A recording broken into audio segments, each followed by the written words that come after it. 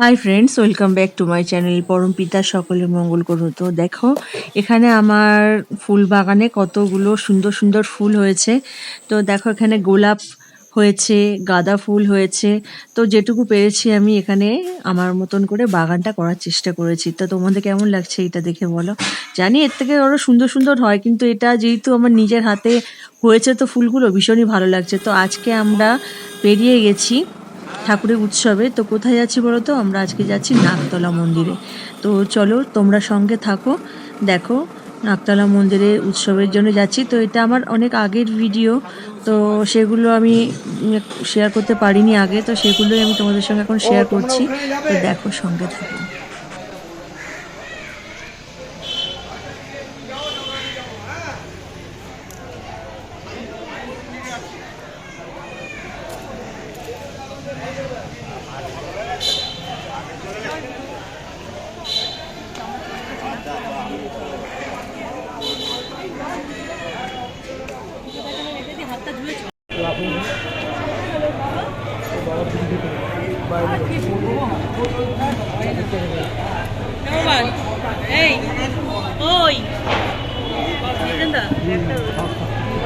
তো আমরা চলে এসেছি নাগতলা মন্দিরে। দেখো কত বিশাল মন্দিরটা, খুব সুন্দর। তো আমরা এখানে সারাদিন থাকার প্ল্যান করে এসেছি। তো কিছুক্ষণ এখানে আমরা সময় কাটালাম, কাটিয়ে তারপরে আর এক জায়গায় সেখানে ঠাকুরের অনুষ্ঠান হচ্ছে, সঙ্গীত অনুষ্ঠান হচ্ছে, সেখানে আমরা যাব। তো চলো সঙ্গে থাকো।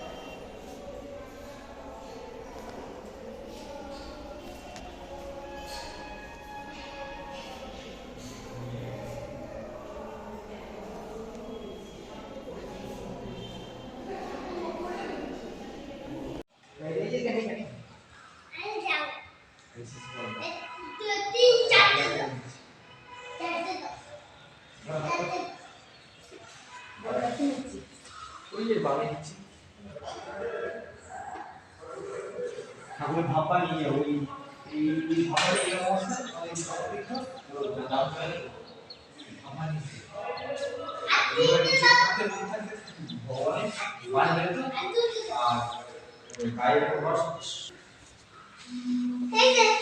হ্যাঁ, এখানে একটা দিলেই হবে, ওখানে দিয়ে দিস এখানে আছে।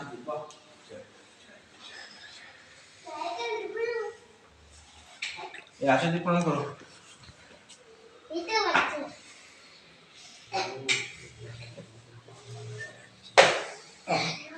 হয়ে গেছে, চলো জয় গুরু।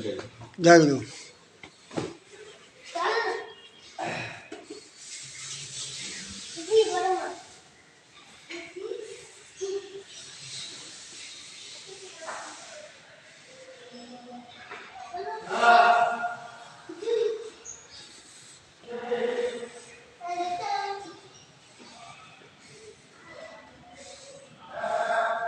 তো এখানে বসে আমরা কিছু ছবি তুলে নিলাম, তারপরে আমরা যাচ্ছি মাঠের দিকে।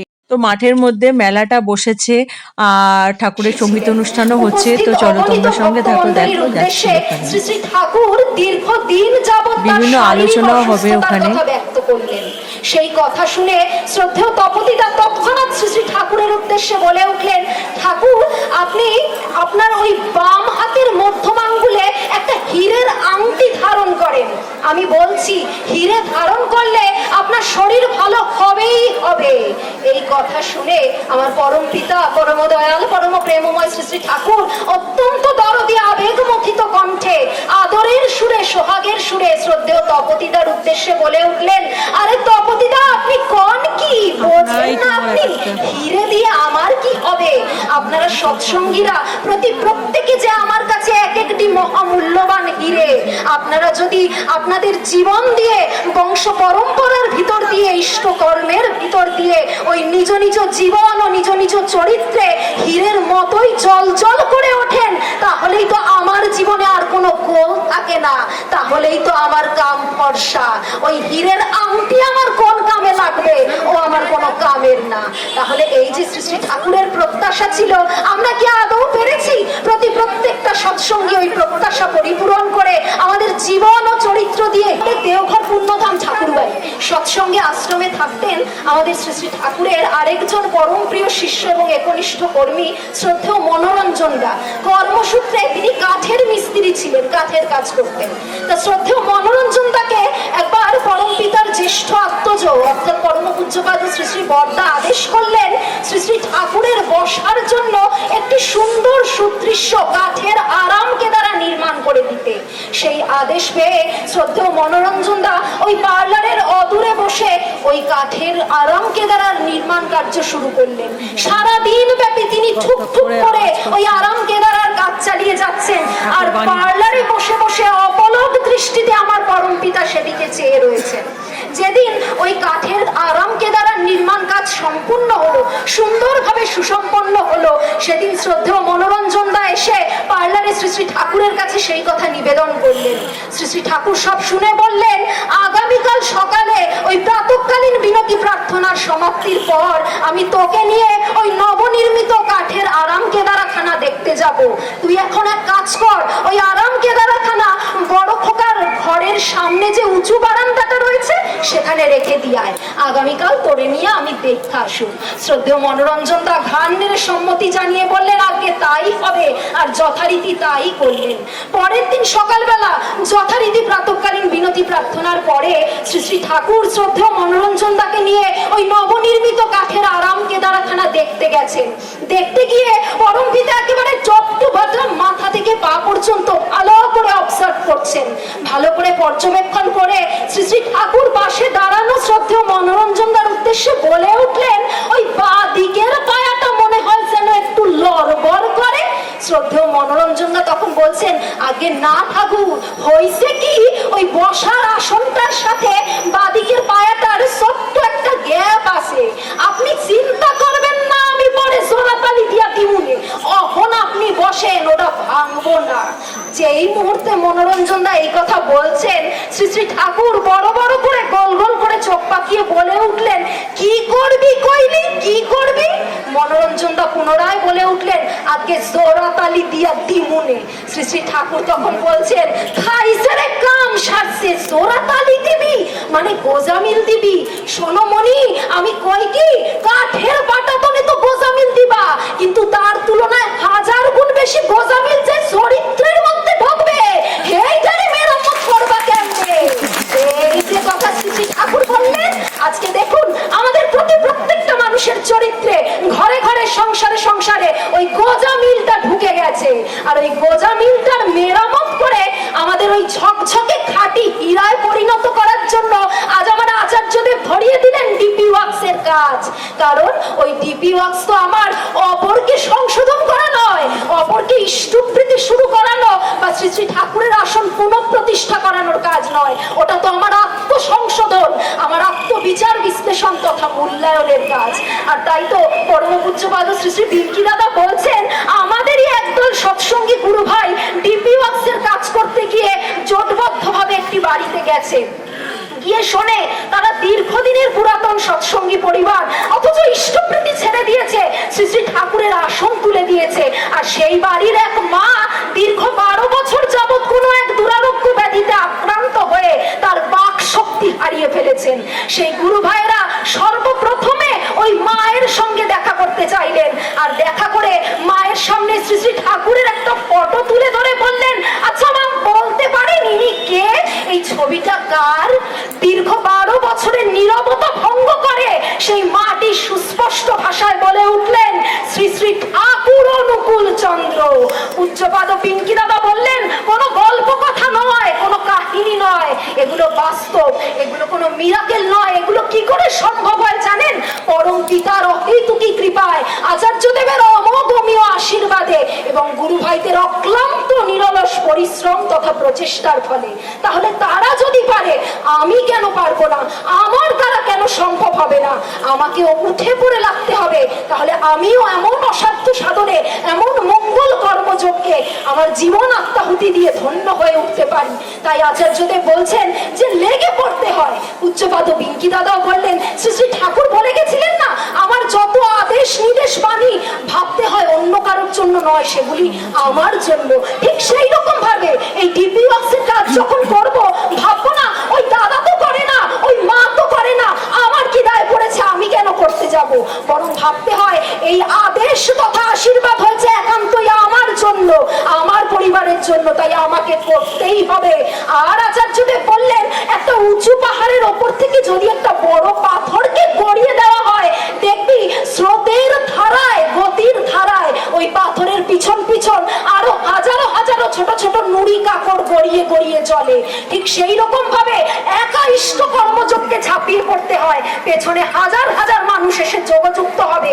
আর যদি নাও হয়, তাও কোনো ক্ষেত নাই, কারণ শ্রী শ্রী ঠাকুর আমাদের শেখালেন, মত মাথাতে একটি হয়ে দুটি লোক ইষ্ট নেশায় চলে যদি দক্ষ তালে, রুখবে কে তাই ভর দুনিয়ায়। আর এই ডিপি ওয়ার্কসের কাজ আমরা নাকতলা সৎসঙ্গ বিহারের মায়েরাও সাধ্য মতন করার চেষ্টা করছি। আর এই কাজ করতে গিয়ে আমাদেরও বহু অভিজ্ঞতা হয়েছে। এমন বহু বাড়িতে গেছি যেখানকার মায়েরা ও দাদারা বলেছেন, আমরা অনেক দিন ধরে অপেক্ষায় ছিলাম, দীর্ঘদিন প্রতীক্ষায় ছিলাম যে ঠাকুর বাড়ি থেকে যদি কাউকে পাঠানো হয়। আমাদের লকডাউন থেকে ইষ্টপ্রীতির অর্ঘ্য ঘরে জমা রয়েছে, সেই অর্ঘ্য জমা করে দিয়ে আবার নতুন ভাবে আমরা ইষ্টপ্রীতি শুরু করতাম। এক বাড়িতে গেছি, সেখানকার মা, তিনি একেবারে দুটো পা তার অচল, প্যারালাইজড, পক্ষাঘাতগ্রস্ত হয়ে পড়েছেন। তারা প্রথমে দরজা খুলবেন না, আমরা ঠুক ঠুক করে আওয়াজ করছি, একটু দরজা ফাঁক করে বললেন কি ব্যাপার। সব শুনে বললেন, আমরা সৎসঙ্গী নই, সৎসঙ্গ জগতের সাথে আমাদের কোনো সম্পর্ক নেই। আমরা বললাম, তাতে কোনো অসুবিধা নেই মা, আমরা দীক্ষিত অদীক্ষিত নির্বিশেষে সব বাড়িতে যাচ্ছি, আচার্যদের পাঠিয়েছেন, আপনারা কেমন আছেন শুধু এইটুকু বললেই হবে। এই কথা শুনে তাদের মন হৃদয় বিগলিত হলো। তখন দরজা খুলে আমাদের ভিতরে বসালেন আর বললেন, তারা 20 বছরের পুরনো সৎসঙ্গী, কিন্তু ওই লকডাউনে শারীরিক, মানসিক এবং আর্থিক সংকটের কারণে শ্রী শ্রী ঠাকুরের প্রতি অভিমানবশত ইষ্টপ্রীতি ছেড়ে দিয়েছেন, ঠাকুরের আসন তুলে দিয়েছেন।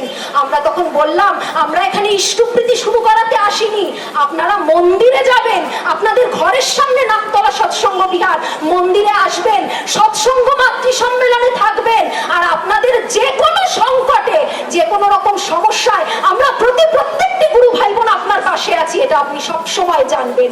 কি জানি পরম পিতার কি অহেতুকী কৃপা, তৎক্ষণাৎ সেই দাদা ও মা বলে উঠলেন, কাল থেকেই আমরা ইষ্টপ্রীতি শুরু করব। তারা ইষ্টপ্রীতি শুরু করলেন। 1 মাসের দিন, ঠিক 30 দিনের দিন তারা নাকতলা সৎসঙ্গ বিহারে এসে ইষ্টপ্রীতির অর্ঘ্য জমা দিয়ে গেলেন। এবং আমরা যখন উৎসবের আমন্ত্রণ জানাতে গেছি, সেই মা, যিনি চলতে ফিরতে পারেন না, তার দুটো পা অচল, পক্ষাঘাতগ্রস্ত, তিনি নড়বড়ে পায়ে হেঁটে এসে দরজা খুলে আমাদের ভিতরে নিয়ে গিয়ে বসালেন। আমাদের বললেন, তোমরা আমার কাছে সন্তানের তুল্য, তার থেকেও বেশি নিজের সন্তান যা করে না তোমরা তাই করেছো। আমি ইষ্টহারা হয়ে পড়েছিলাম, আমার ঠাকুরকে আবার আমার কাছে ফিরিয়ে দিলে, তোমরা যখন খুশি আসবে। এক সময় যারা দরজা খুলতে চাইতো না, নিজেদের সৎসঙ্গী বলে পরিচয় দিতে অস্বীকার করত, আজ তারা আদর করে আমাদের ঘরে ঢাকছে, ভালোবেসে সন্তান জ্ঞানে তারা বুকে টেনে নিচ্ছে। এত মানুষের অফুরন্ত ভালোবাসা আমরা পাচ্ছি। আর এই ডিপি ওয়ার্কসের কাজ করতে গিয়ে আমাদের এই নাকতলার মায়েদের মধ্যেই কোনো মায়ের সংসারের আর্থিক অভাব অনটন ঘুচে গেছে।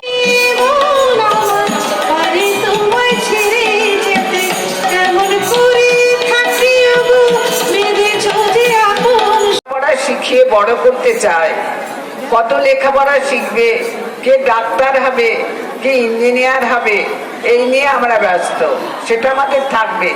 অ্যাট দি সেম টাইম তাদেরকে ইউজেনিক সায়েন্স, প্রজনন বিদ্যাটা শেখাতে হয়। ছোটবেলা থেকে বলতে হয় মেয়েদেরকে বলতে হয়, মা গো তোমরা লেখাপড়া শিখছো কিন্তু বিয়েটা যা হয় করে ফেলো না। ছেলেদেরও বলতে হয়, কারণ ঠাকুর বলছেন যে বিবাহটা ভুল করলে কেমন হয় জানো? শিরে করেছে সর্বাঘাত, তাগা বাঁধবি কোথায়? মাথায় সাপে কামড়ালে আর সে মানুষ থাকে না। তা দয়াল প্রভু বললেন বিবাহটা কেমন হবে, তিনি একটা খুব সুন্দর বাণী দিয়েছেন। আমরা মায়েরা বাবারা হয়তো এখানে যারা আছি জানি, সমান বিয়ের সাম্য ধাজ, অনুলোমে বাড়াই ঝাঁজ, প্রতিলোমে কুপকার, বিশ্বাসঘাতক বংশপাত। বলছে বর্ণ এক হবে আর গোত্র আলাদা হবে, সেই যদি বিবাহ দিই এবং তাদের স্বাস্থ্য স্বভাব বিদ্যা, আমরা তো সাধারণত বিয়ে দিতে গেলে আগেই দেখি ছেলে কত বড় চাকরি করে, তাদের বাড়িতে আর কেউ বেশি লোক আছে কি, কম লোক আছে তো, আমার মেয়েটা খুব সুখে থাকবে তো, বাড়িঘর ঠিক আছে কিনা। কিন্তু দয়াল বলছে তা দেখো না, আগে দেখো বর্ণ বংশ গোত্র দেখে বিয়ে দিতে হয়। তাই সেটাকে ঠাকুর বলেছেন সমান বিয়ের সাম্য ধাজ, অনুলোমে বাড়াই ঝাঁজ। যেখানে মেয়ে নিম্ন বর্ণ আর ছেলে হবে উচ্চ বর্ণ, সেই বিয়ে যদি দেয়া যায় অনুলোম বিবাহ হয়। দয়াল ঠাকুর বলছেন এখন আমাদের বহু বিবাহ নেই, অতএব আমাদের সেই বিবাহ দেয়া যায় যদি সাম্য বিয়ে হয়। আগে ব্রাহ্মণের ছেলের সাথে যদি ব্রাহ্মণের মেয়ে বিয়ে হয়, তখন তারপরে যদি তাকে সে একটি কায়স্থের মেয়ে বিয়ে করে তাহলে চলে। সেই জন্য আমাদের এই যে আমরা এত গান গাইছি, এত আলোচনা করছি, আমার মায়েরা কি সুন্দর